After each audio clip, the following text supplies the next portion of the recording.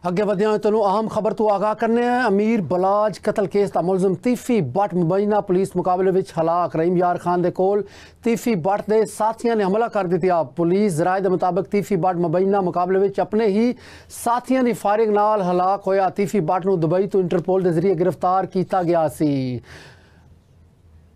अमीर बलाज कतल केस का मुलजम तीफी बट मुबैना पुलिस मुकाबले में हलाक रहीम यार खान के कोल तीफी बट के साथियों ने हमला कर दिया। पुलिस जराए के मुताबिक तीफी बट मुबैना मुकाबले में अपने ही साथियों की फायरिंग नाल हलाक होया। तीफी बट को दुबई तो इंटरपोल के जरिए गिरफ्तार किया गया। इस हवाले नाल साडे नाल मलिक मुश्ताक नुमाइंदा सन न्यूज़ मौजूद ने। जी मलिक मुश्ताक, दसिएगा तुहाडे कोल की तफसीलात ने?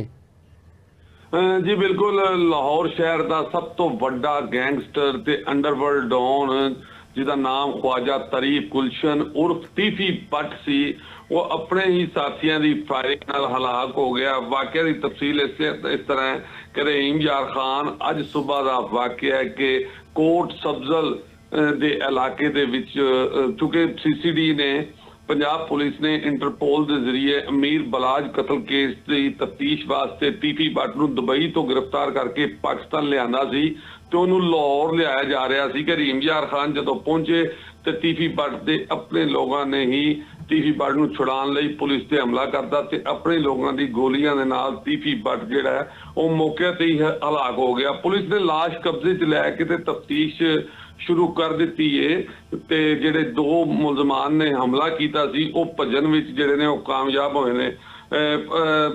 तुहानूं अहम गल दसदा चला कि तीफी बट नूं बहुत बड़ा रस्सागीर समझा जाता सी क्योंकि तीफी बट बड़ा गैंगस्टर मन्निया जाता। बहुत शुक्रिया मलिक मुश्ताक तफसीलात तू आगाह करन दा।